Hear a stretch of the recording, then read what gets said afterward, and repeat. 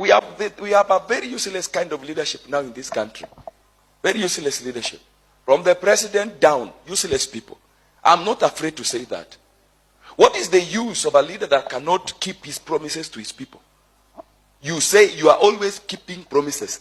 Always giving promises. Promise after promise. Promise after promise. Promise after promise. Fulfilling none of them. Utaisikia na pia malaika watakupigia kelele. Na Mungu atakupigia kelele kwa sababu unasema uongo na jina ya Mungu na unanyanyasa kwa jina la Mungu. We will not spare you. We will not spare you. I thank God for Uhuru. Hata kama ulisema ni mlevi, heri Uhuru mara 100.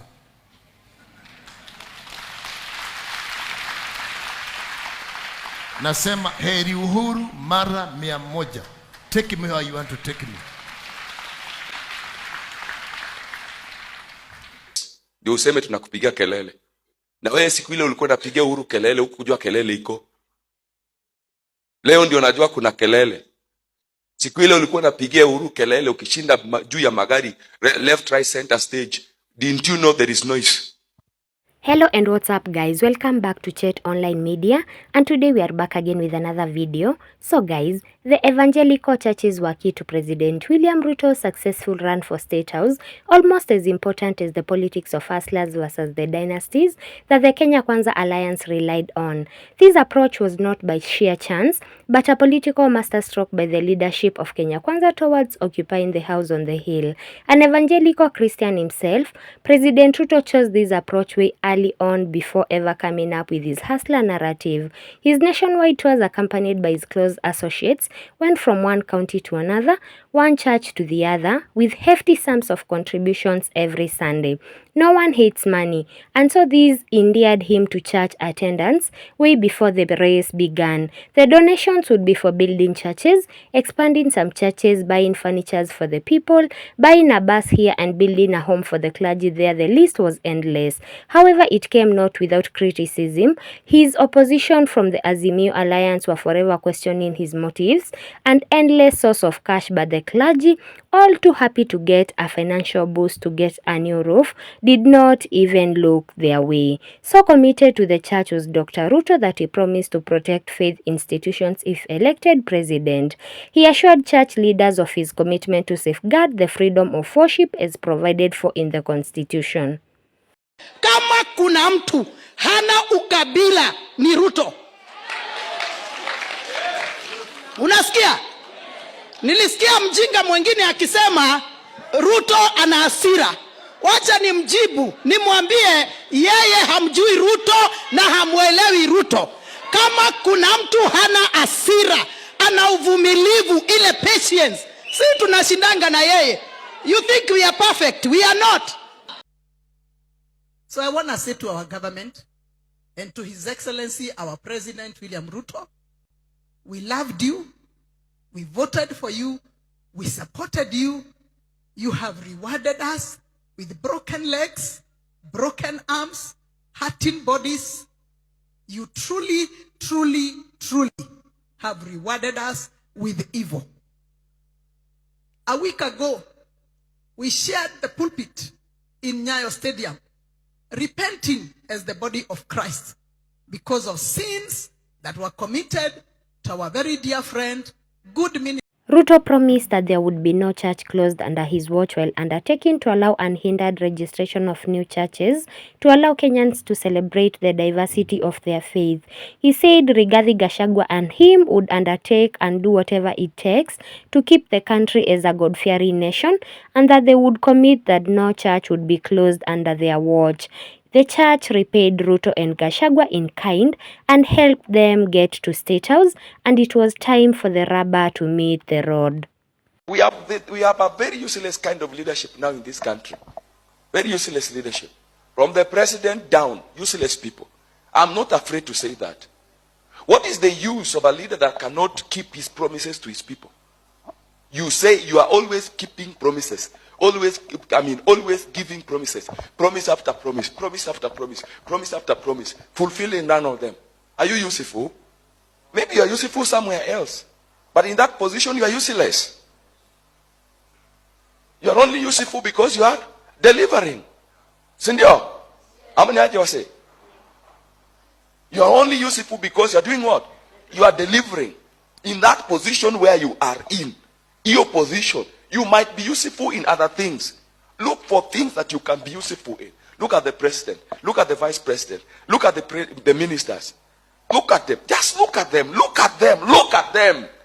Ruto made it his business to attend a different church every Sunday, and the same clergy were ecstatic to host a full president and not just a presidential candidate. First Lady Rachel Ruto, a self-proclaimed prayer warrior, and Second Lady Dorcas Rigathi, a full pastor, were flying the prayer and Christian flag high, even hosting prayer sessions on weekdays, and church leaders trooped to State House with big smiles. The government even held a national prayer day for the drought. He was scoring high on every church matrix. Then the tune changed. One of the first high-profile church leaders to start criticizing the president was former All Saints Cathedral Provost Sammy Wainaina.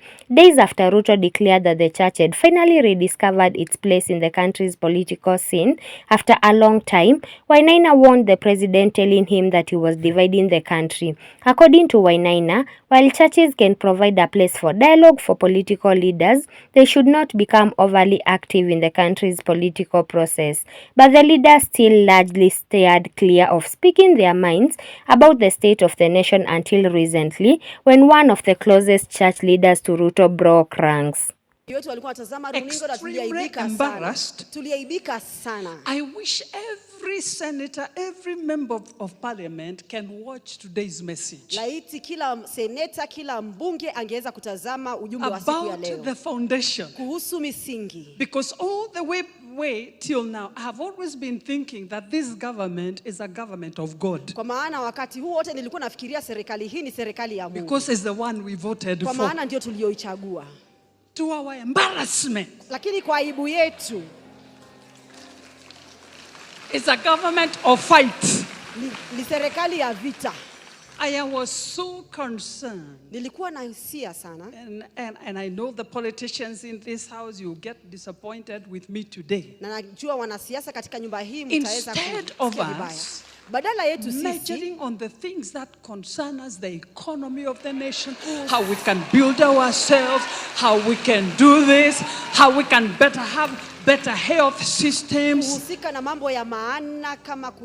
Yani, you arm yourselves without not giving us a notice. We are also going to arm ourselves in prayer, because Archbishop of the Anglican Church of Kenya, Jackson Ole Sapit, who offered prayers at the Bomas of Kenya after Ruto was declared the winner, shocked many when he criticized Dr. Ruto. Archbishop Ole Sapit recently warned the head of state that he needs to come out and tell Kenyans the truth, that he gave unrealistic promises. A few days later, videos of Neno Evangelism Apostle James Nganga ranting about the high cost of living hit the interwebs and went viral. While preaching at his Nairobi church, he openly censored the government for what he termed as overburdening Kenyans with tax hikes. An angry Nganga said it was his right as an apostle to speak truth to power, and he is not afraid of criticizing the government, daring them to close his church if they wish to. Taking aim at the government, almost concurrently was retired African Inland Church AIC Bishop Silas Yego. He urged the Kenya Kwanza government to use taxes wisely and cut unnecessary expenditures. I thank God for Uhuru. Hata kama ulisema ni mlevi, heri Uhuru mara 100.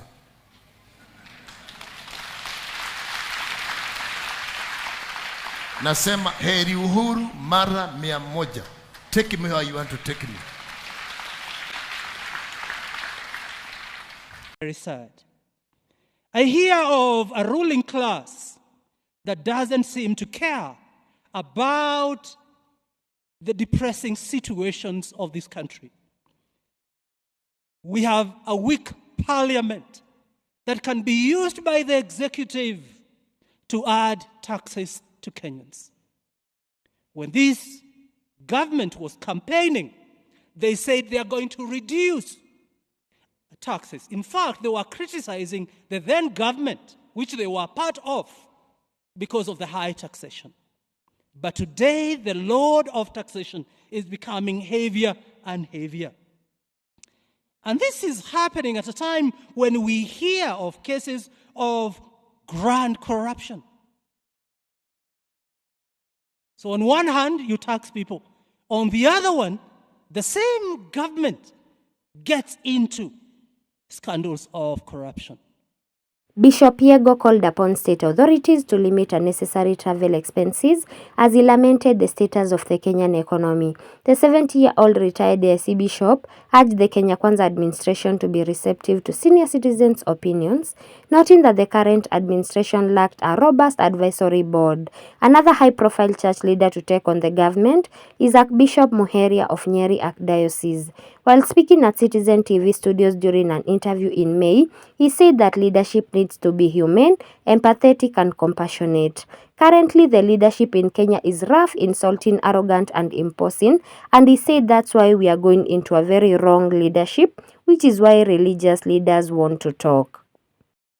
Na wewe siku ile ulikuwa unapigia Uhuru kelele, hukujua kelele iko. Leo ndio unajua kuna kelele. Siku ile ulikuwa unapigia Uhuru kelele ukishinda juu ya magari left right center stage. Didn't you know there is noise? When you are standing and castigating Uhuru's government, fuel Uganda iko cheap kuliko Kenya kwa nini? Sijui chakula iko nini? Didn't you know? What happened? Bwana Yesu asifiwe sana. Hii hatuwezi kubali bwana. Ulienda huko hakuna mtu alikutuma. Ulifanya opinion ukaona ni nani na nani wanataka ukue president. Uende usimame huko useme tunakupigia kelele. Hiyo kelele utaisikia mpaka kwa ndoto. Hautakuwa na amani. Hata ukilala utasikia hiyo kelele. Kilio ya Wakenya, wale wanalia njaa, wale wanalia kufinyiliwa. Utasikia hiyo kilio hata kwa ndoto yako. Hakuna usingizi kwako. Utaisikia, na pia malaika watakupigia kelele. Na Mungu atakupigia kelele kwa sababu unasema uongo na jina ya Mungu na unanyanyasa kwa jina la Mungu. We will not spare you. We will not spare you. Thank you so much guys for watching this video till the end. Please remember to subscribe, like, comment and share for more amazing updates. See you on the next one.